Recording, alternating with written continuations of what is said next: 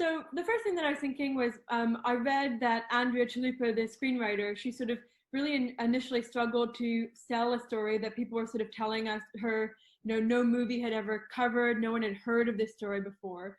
I wondered sort of what your way into this story was, and if you were sort of in that same never having heard of the story before when you were approached about it. Embarrassingly, yeah, I didn't know much about I knew nothing about Gareth Jones, which from the point of view of someone who's grown up in England and, the kind of contribution he gave to European history, it's insane that we don't really know more about him and his story isn't more celebrated. I think the fact that he died before he was 30 and his career was so short-lived is probably partly to explain that.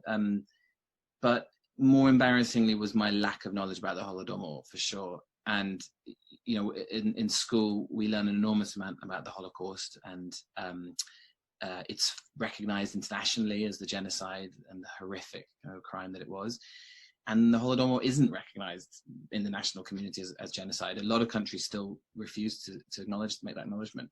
And I think the fact that it wasn't as systematic as the Holocaust, I guess it's led to a more confusing, less understanding and less knowledge. So yeah, it was a real eye opener for me. But I'm very pleased now to have learnt and about it, and on behalf of the amazing Ukrainians who we met, who were so deeply affected by that time, we can now hopefully through this movie and others tell their story, get the message out there. Well, obviously, he was running in 1933, and the media landscape has changed quite a lot since then. And I don't want to give anything away of the story, but he struggled to get his story published. And I wonder if you gave any thought, if he was alive today or around today, do you think he'd be a blogger? Do you think he would have sort of posted it himself, or did he really care about sort of the institutions of media? That's a really good question. I don't think he really did care about the institutions of media more than he cared about just simply getting the message out there. I think, he originally he was a foreign aid. He was a foreign advisor to Lloyd George, and he wasn't a journalist. And it kind of he fell into that role really.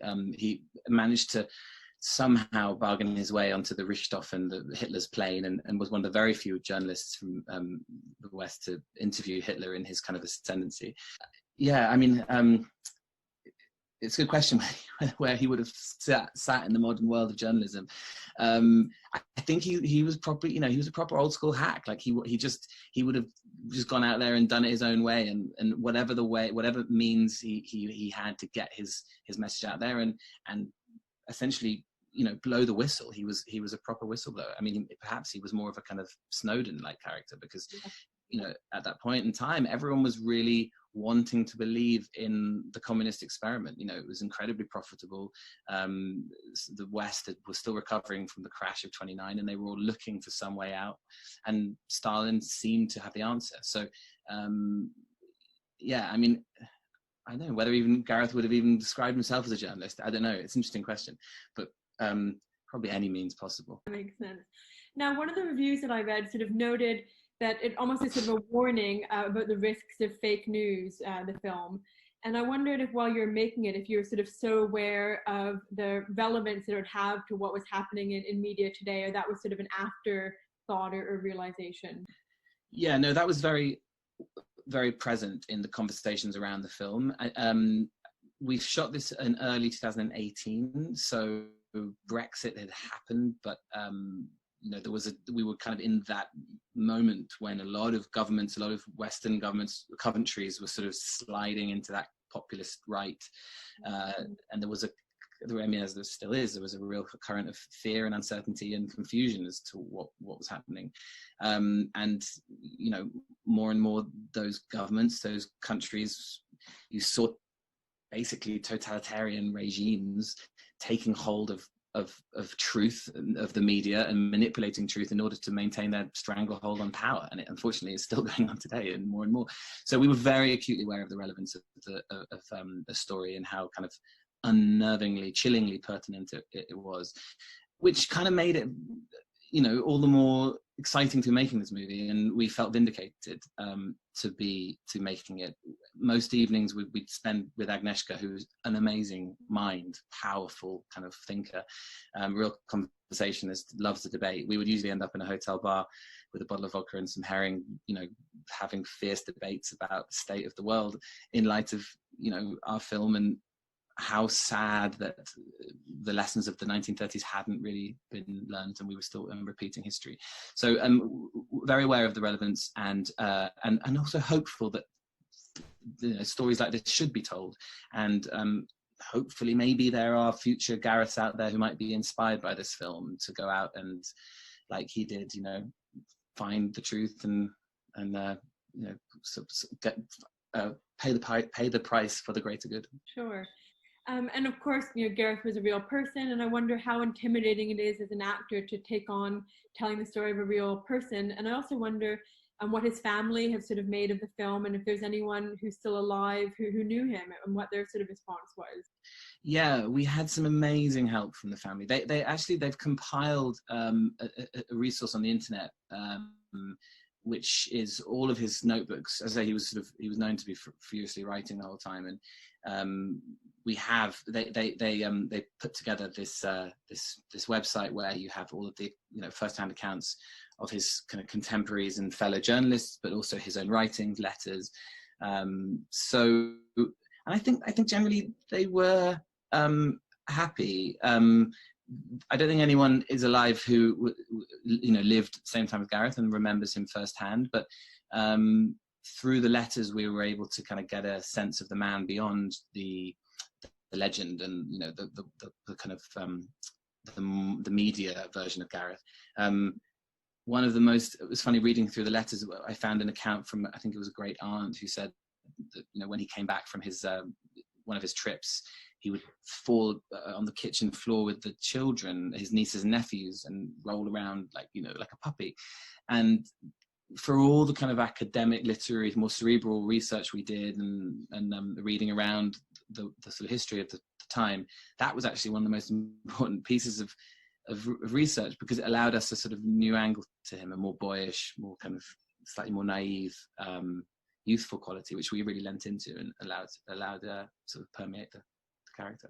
Releasing a film at the moment during lockdown, I'm sure that has its sort of complicated. Is this the first film you've had to release since lockdown? Yeah, no, I haven't. I'd love to say that I've released like 6 movies in the last 3 months, but no, it's very much the. We, to be honest, this is quite a late release in the US, because we, as I said, we shot this film early 2018.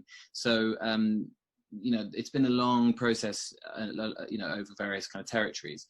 But yeah, this is the first time I've done most of the press over Zoom, which is, you know, interesting experience. Yeah, so positives and negatives. Would you say from now on just Zoom press? Tell me about a little bit more. Would I say that? Well, I don't know. I mean, it's bizarre. I'm like sitting at my desk right now, and I'm in my bedroom. I was sort of hiding my chest of drawers behind me, and frantically kind of making myself look presentable. There are pros and cons, aren't there? I mean, I'm a little unnerved that I'm definitely a person who loves human contact, and you know, that type of extrovert personality who takes energy from people, and I find the Zoom thing a little disconcerting, especially when it glitches in the middle of an anecdote, and you're like, did that person hear that joke, or are they just ignoring me, or am I not? You know, so yeah. I mean, having said that, you know, you and I probably wouldn't be sitting over a coffee for a 20-minute chat. Where are you at the moment? Actually, I'm in London. Oh, you are? Oh, right. We literally could be sitting in a park. I love it. Well, yeah, because today I've been speaking to most people in Canada and America. So for them, you know, the convenience is amazing, and we wouldn't be sitting there looking at face to face. So pros and cons, but I'm a little bit of a Luddite. I think I'm probably looking forward to going back to the usual ways.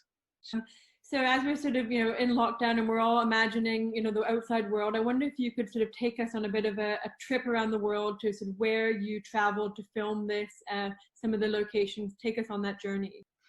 So we started in Poland. A lot of it was filmed in Poland because of Agnieszka and her crew, and Tomek, our DOP. and I think we were mostly in Katowice and a little bit in Krakow, and that was great. But what was amazing was seeing Agnieszka, the way people stop her on the street. In light of what you were saying before, your previous question, she's so much more than just a filmmaker. She's a proper icon. You know, she really represents like a hope for the political left, and is willing to stand up to their government, which is, you know, fairly in dire straits right now. So that was, to be in Poland with Agnieszka was an extraordinary experience. The sort of most special part of the film for all of us, I think, the process was being in Ukraine, being in Kiev, being with the crew, the Ukrainian crew and cast. That really reminded us how important this story was to that country, and how closely connected they are all to it. You know, most of them had direct relatives who were killed in the Holodomor, and they were so grateful for us for making this film. So that was, you know, to have that energy behind us was incredibly you know, emboldening and exciting. And just simply being in like weird parts of Ukraine, we traveled up 3 hours north of Kiev to a place called Doch, I think, and crazy roads, very remote, and there was no real towns or villages nearby, but it was the scene with the train and the grain, and we needed supporting artists. Wow, the sun's come out.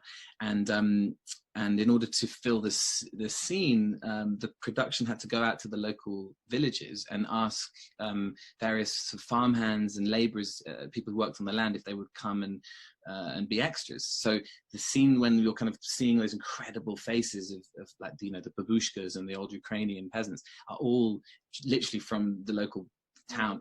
We had to stop filming at about 4 p.m. because they all had to go home and feed the animals. Like, it was amazing. And on top of that, we had like crazy weather. We had this thing called Beast from the East, which was this weather system which came in from Siberia early in 2018 over the whole of Europe. You were probably here in London. You remember the Beast from the East? Sorry, I'm talking to you like you weren't here. Yeah, of course. I forget that you're in London. So Beast from the East, we were there in Ukraine, and Ukraine is cold at the best of times, and we were in -15 with a wind chill of -25. And all the scenes with the snow and the wind were raw. A wonderful memory was huddled in these tiny kind of flimsy tents with the wind battering the outside, waiting for the kind of weather to calm down a little bit so we could carry on filming, because it sometimes got so kind of aggressive and violent.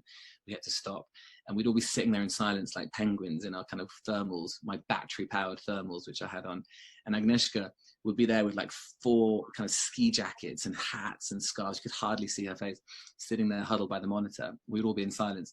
And then she would just sing one line of a Polish folk song, and then all the Polish crew sitting there would all start singing, and then it would kind of gradually kind of grow and grow until the whole crew would be singing the song.